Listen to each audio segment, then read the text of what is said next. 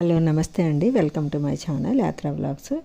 యమునా పుష్కరాలు 2026 ఈ సంవత్సరం డేటు, స్నానఘట్టాలు, చేయవలసిన పనులు, పూర్తి వివరాలు తెలుసుకుందాము. అలాగే మరికొన్ని రోజుల్లో అంటే జూన్ 2వ తారీఖు నుండి 2026 నుండి 13 జూన్ 2026 యమునా నదికి పుష్కరాలు జరుగుతాయి.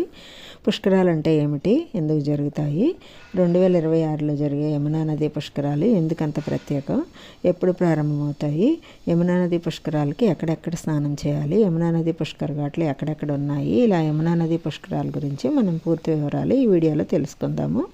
నా ఛానల్ని ఫస్ట్ టైం చూస్తున్నట్టయితే సబ్స్క్రైబ్ చేసుకోండి, లైక్ చేయండి, బెల్ ఐకాన్ క్లిక్ చేయండి. గంగతో సమానంగా పూజించబడేది యమునా నది. శ్రీకృష్ణుని బాల్యం అంతా యమునా తీరంలోనే జరిగింది. లక్షలాది మంది భక్తుల పాపాలను నశింపజేసేది యమునా నది. మీరు యమునా పుష్కరాలకి వెళ్తే ఎప్పుడైనా యమునా నదిలో స్నానం చేశారా? భారతీయ సంస్కృతిలో నదీ పుష్కరాలకి ప్రాధాన్యం ఉంది. 12 ఏళ్లకు ఒకసారి వచ్చే ఈ పర్వదినాలని భక్తులు ఆశగా ఎదురు చూస్తారు. 2026 సంవత్సరం యమునా నది పుష్కరాలు జూన్ 2 నుండి జూన్ 13 వరకు జరుగుతాయి. అలాగే భారతీయ సంస్కృతిలో 12 సంవత్సరాలకు ఒకసారి మహాపుణ్య స్నానమే ఈ పుష్కరాలు అనమాట. బృహస్పతి ఒక రాశి నుండి మరొక రాశికి మారినప్పుడు ఆ రాశికి పుష్కరాలు వస్తాయి. 2026 గురుగ్రహం కర్కాటక రాశిలోకి ప్రవేశించడం వలన యమునా నదికి పుష్కరాలు ప్రారంభమవుతాయి. జూన్ 2 నుండి జూన్ 13 వరకు కొనసాగుతాయి. మొదటి 12 రోజులు ఆది పుష్కరాలు అంటారు. సంవత్సరం చివరి 12 రోజులు అంత్య పుష్కరాలు అంటారు.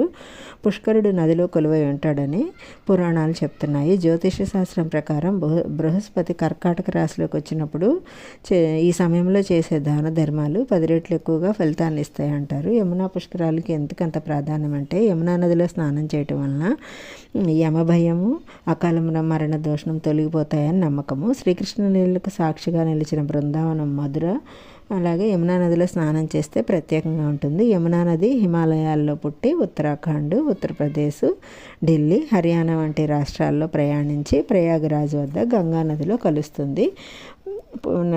పుష్కర స్నానము ఏ ప్రదేశాల్లో చేయాలి, ఏ పుణ్య కార్యక్రమాలు చేయాలి అనే వివరాలు తెలుసుకుందాము.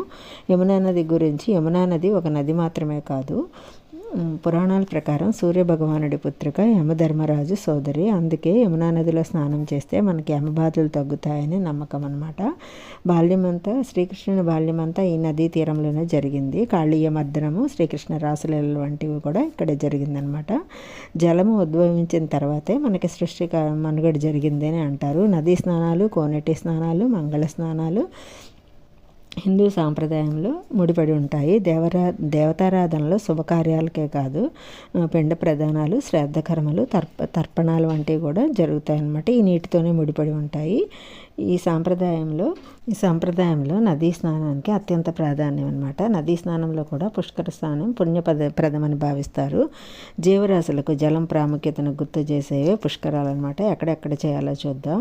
యమునోత్రి దగ్గర యమున నది పుట్టింది కాబట్టి అక్కడ చేయొచ్చు. శ్రీకృష్ణుని బాల్యము లీలలకు సాక్ష్యంగా నిలిచింది మధుర, బృందావనంలో కూడా పుష్కర స్నానం చేయొచ్చు. విశిష్టా ఘాటు, ప్రయాగరాజు, అలహాబాద్లోని త్రివేణి సంగమము, ఢిల్లీ, హర్యానా ప్రాంతాల్లో కూడా యమునా నది ప్రవహించే చోట చేయవచ్చు. ధార్మిక కార్యక్రమాలు ఇక్కడ చేయొచ్చు అనమాట. నదీమ తల్లికి నమస్కారం చేసి సంకల్పం చెప్పుకొని నదిలో 3 మునకలు వేయాలి. పితృదేవతలకు పిండ ప్రదానం, తర్పణాలు వంటివి ఈ సమయంలో ముఖ్యమైనటువంటివి. అన్నదానము, వస్త్రదానము చేయటం వలన దేవుని యొక్క అపార ఆశీస్సులు. పుష్కరాలు అనేవి మన పాపాలను పోగొట్టేదే కాదు, మన సంస్కృతిని కాపాడుకునే పండుగలు అనమాట. యమునా పుష్కరాల పూర్తి వివరాల గురించి మనం ఈ వీడియోలో తెలుసుకుందాం కదా. అలాగే స్నాన ఘట్టాలు ఎక్కడెక్కడ చేయాలి, యమునా నది ప్రవహించే చోటు, యమునా నది విశిష్టత అన్ని వీడియో ఇలా తెలుసుకుందాం కదా. Thanks for watching. వీడియో నచ్చితే లైక్ చేయండి, కామెంట్ చేయండి, షేర్ చేయండి, సబ్స్క్రైబ్ చేయండి.